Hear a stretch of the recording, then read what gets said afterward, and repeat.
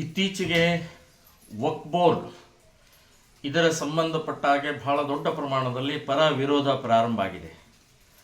ವಕ್ಫ್ board ಮುಸ್ಲಿಮರ appeasement ದೃಷ್ಟಿಯಿಂದನೇ Nehru ಅವರು ಪ್ರಾರಂಭ ಮಾಡಿದ್ದು.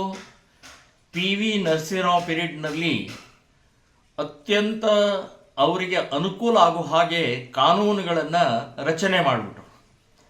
ಇವತ್ತು ಬಹಳ ದೊಡ್ಡ ಅನಾಹುತದ ಹಾದಿಗೆ ಬಂದು ನಿಂತಿದೆ. ಅದು ಇಡೀ ದೇಶದಲ್ಲಿ ಯಾವುದೇ ಆಸ್ತಿಯನ್ನು, ಹಿಂದೂಗಳ ಆಸ್ತಿ, ಸರ್ಕಾರದ ಆಸ್ತಿ, ದೇವಸ್ಥಾನದ ಜಾಗ, ಹೀಗೆ ಅನೇಕ ಆಸ್ತಿಗಳನ್ನು ಕಬಳಿಸುವಂಥ ಇವತ್ತು ಪ್ರವೃತ್ತಿ ಈ ವಕ್ಫ್ ಬೋರ್ಡಿಂದಾಗಿದೆ. ಸೊ ಯಾರೂ ಪ್ರಶ್ನೆ ಮಾಡಲಾರದಂಥ, ಪ್ರಶ್ನಾತೀತವಾದಂಥ ಇವತ್ತು ವಕ್ಫ್ ಬೋರ್ಡ್ ಆಗಿದೆ.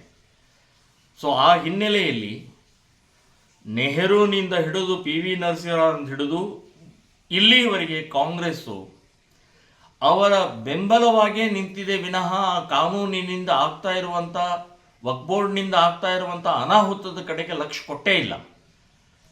ಸೊ ಈಗ ಕೇಂದ್ರ ಸರ್ಕಾರ ನರೇಂದ್ರ ಮೋದಿಯವರ ನೇತೃತ್ವದಲ್ಲಿ ಬದಲಾವಣೆಗಳನ್ನು, ತಿದ್ದುಪಡಿಗಳನ್ನು ಮಾಡ್ತಾ ಇದ್ದಾರೆ. ಇದಕ್ಕೆ ವಿರೋಧ ಪಕ್ಷದವರು ಒಟ್ಟಾಗಿ ಇಂಡಿ ಅನ್ನುವಂಥ ಏನು ಒಕ್ಕೂಟ ಇದೆ, ಸೊ ಒಟ್ಟಾಗಿ ಬಹಳ ದೊಡ್ಡ ಪ್ರಮಾಣದಲ್ಲಿ ಪ್ರತಿಭಟನೆ ಅದನ್ನು ವಿರೋಧ ಮಾಡ್ತಾ ಇದ್ದಾರೆ. ಸೊ ಬಹಳ ದೊಡ್ಡ ಮೂರ್ಖತನ ಅಂತ ಹೇಳ್ತೀನಿ. ದೇಶದ ಸುರಕ್ಷತೆ ಹಿನ್ನೆಲೆಯಲ್ಲಿ ಈ ತಿದ್ದುಪಡಿ ಬಹಳ ಅವಶ್ಯಕತೆ ಇದೆ. ರೈಲ್ವೆ ಡಿಪಾರ್ಟ್ಮೆಂಟ್ ಮತ್ತು ಮಿಲಿಟರಿ ಡಿಪಾರ್ಟ್ಮೆಂಟ್ ಬಿಟ್ಟರೆ ಇವತ್ತು ಹೆಚ್ಚು ಆಸ್ತಿ ಇರುವಂಥದ್ದು ವಕ್ಫ್ ಬೋರ್ಡಿಂದು. ಸೊ ಇದು ಮುಂದೆ ಬರುವಂಥ ಅನಾಹುತಕ್ಕೆ ತಿದ್ದುಪಡಿ ಅತ್ಯಂತ ಅನಿವಾರ್ಯ ಅವಶ್ಯಕತೆ ಇದೆ. ಸೊ ಹಾಗಾಗಿ ನರೇಂದ್ರ ಮೋದಿಯವರ ತಗೊಂಡಂಥ ನಿರ್ಣಯ ಸರಿಯಾಗಿದೆ, ಸ್ವಾಗತಾರ್ಹವಾಗಿದೆ. ನಾವು ಇದನ್ನು ಬೆಂಬಲಿಸ್ತೇವೆ ಅಂತನ್ನುವಂಥದ್ದು ನಾನು ಹೇಳ್ತಾ ಇದ್ದೀನಿ.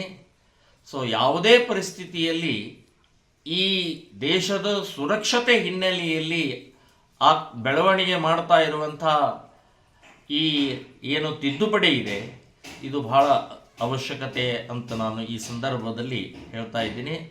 ವಿರೋಧ ಮಾಡುವಂಥವರು ಎಲ್ಲರೂ ಕೂಡ ಮುಸ್ಲಿಂ ಅಪೀಸ್ಮೆಂಟ್, ಮುಸ್ಲಿಂ ವೋಟ್ ಬ್ಯಾಂಕಿನ ಮೇಲೇ ಅವರು ಗುರಿ ಇಟ್ಟಿದ್ದಾರೆ ವಿನಃ ಯಾವುದೇ ದೇಶದ ಬಗ್ಗೆ ಹಿತಕಾರಿ, ದೇಶದ ಸುರಕ್ಷತೆಯ ಸಂಬಂಧಪಟ್ಟಾಗೆ ಅವರ ಯೋಚನೆ ಇಲ್ಲದ ಪರಿಣಾಮದಿಂದಲೇ ವಿರೋಧಕ್ಕೆ ವಿರೋಧ ಮಾಡ್ತಾ ಇದ್ದಾರೆ ವಿನಃ ತಾತ್ವಿಕ ಕಾನೂನಿನ ಹಿನ್ನೆಲೆಯಲ್ಲಿ ಯಾವುದೇ ರೀತಿಯ ಅದಕ್ಕೆ ಅರ್ಥವಿಲ್ಲದ್ದು ಅಂತನ್ನುವಂಥದ್ದು ಈ ಸಂದರ್ಭದಲ್ಲಿ ನಾನು ಹೇಳ್ತೀನಿ.